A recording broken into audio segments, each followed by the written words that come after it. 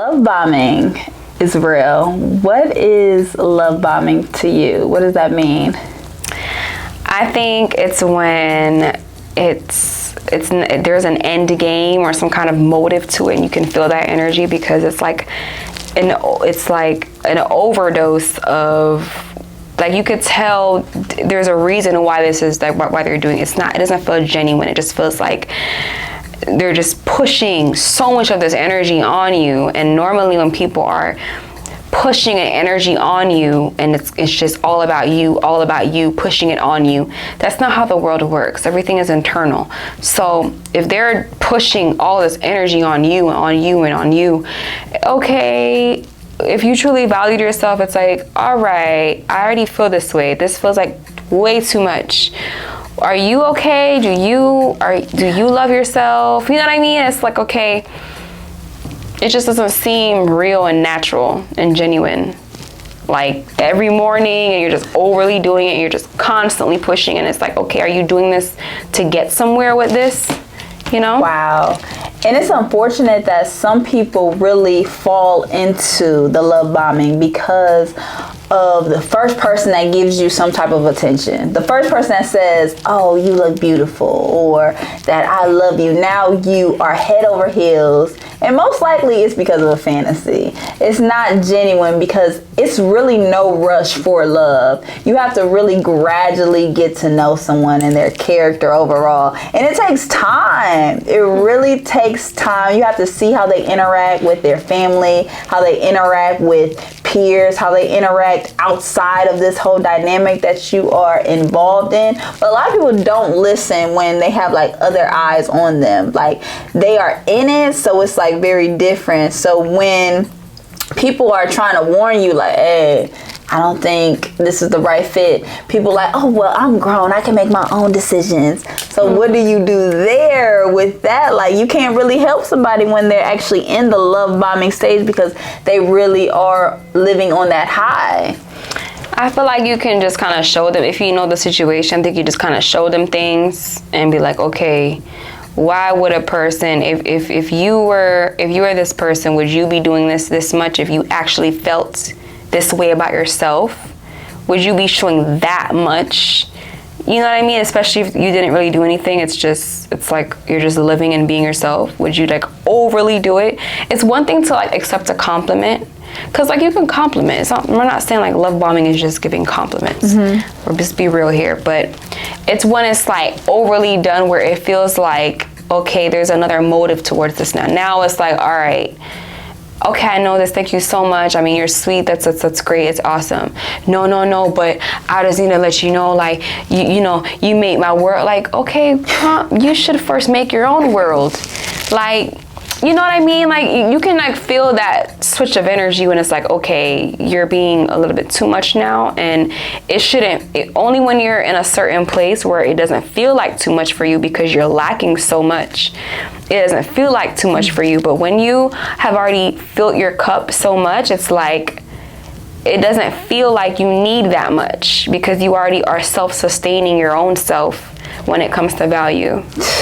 You can really tell who's being performative. You can tell when people are just putting on a front, putting on an act, especially when you know yourself.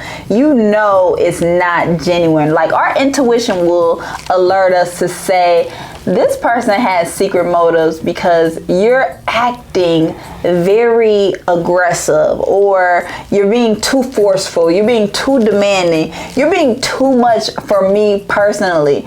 But we ignore when we're not compatible with people. And I think off of scarcity mindset, fearing being alone, like, oh, this is my only option, this is the only person that's gonna love me, instead of realizing this is just not a good fit, we're just not aligning, and that is okay. I agree. Yeah, like, I mean, if you see things that's like a red flag for you, like, it's okay. It's just like, okay, let me kind of back away from this now. Like, it's not really working out, or I thought. Give yourself time to really vet people out before you take these next steps with them. Tell us, what are some red flags that is very aware, like you are aware of these red flags, what are some red flags for you? Well, the love bombing, like just being way too much in the beginning before getting to know me. What else is like a red flag? I'm trying to get crazy. It's right. It's a lot. It's so many. It really depends on your standards. Yeah. Or like, because technically, depending on what your standards are as a woman, some things could be a red flag for you. That's not a red flag for someone else because it's within their standards. But it could be a red flag for you based on what you've already created as your standard.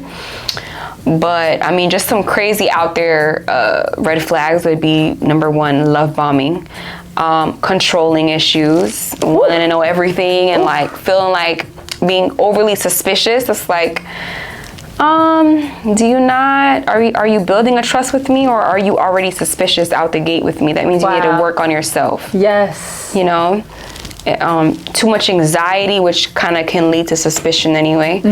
Because nobody wants to live like that. And it's because it's crazy because when you're really detached and you're tapped in, this is actually very selfless, because it's like, it's concerning for you to know that someone is living in suspicion, because a person in general does not want to live like that. So we got to get to the root of why are you even inclined to feeling like that, and we got to go to the source of it. You become like a natural psychologist when you become detached and you filled your own cup. You can really see people for who they are, and you actually come from a point of their perspective, and you actually help them the way that they can actually be helped. Like, instead of like getting mad and frustrated at the person, like, why are you worrying about what I'm doing? Why are you da-da-da-da? Why are you worry about yourself? Argument. You're like, how long have you been feeling this way?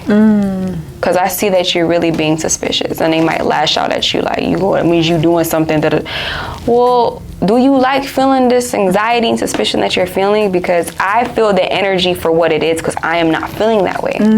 You're separate from it. So now you're like, okay, I don't feel like this. I know a person does not want to feel like this. So let's get to the bottom of why he's even feeling this way. Okay, and let's start there, and I bet it'll change everything. Because you won't, because like, even if say what you're suspicious about, it is happening, it's not going to affect you the same way. You just kind of, okay, I learned new knowledge about this person. Then that means I'm suspicious about they might be cheating on me. Okay, now that you found out the worst, it's not even about you. They cheating because they don't feel fulfilled. So now you know some more things about that person. Nothing to do with you. It never had anything to do with you. Ever. We be having a personal attack on other people's actions overall. When we start identifying which red flags that we need to be aware of, then now we can maneuver things properly. And I think it's so good to like treat people with their inner child, because a lot of people are just operating with their inner child just in adult bodies. So have grace on them, forgive them overall. But a big red flag for me is people who don't love themselves. Like, I can tell when you really don't like being alone. I can tell when you are operating from codependency. That's a red flag for me, when you have not taken the time to take accountability or responsibility for yourself. You are lying to yourself. You're not being true, authentic with yourself. You don't have a relationship with yourself. That's the biggest red flag, and I'm out of there the first chance I get. I agree. And people seem like it's very selfish, but it's like, here's the thing, it looks, and I can understand because I used to feel like this, it does look very selfish, but it really is even more selfless. Because you're actually saying, I'm putting myself first, but you can see things for what they are, and you could take yourself out of situations.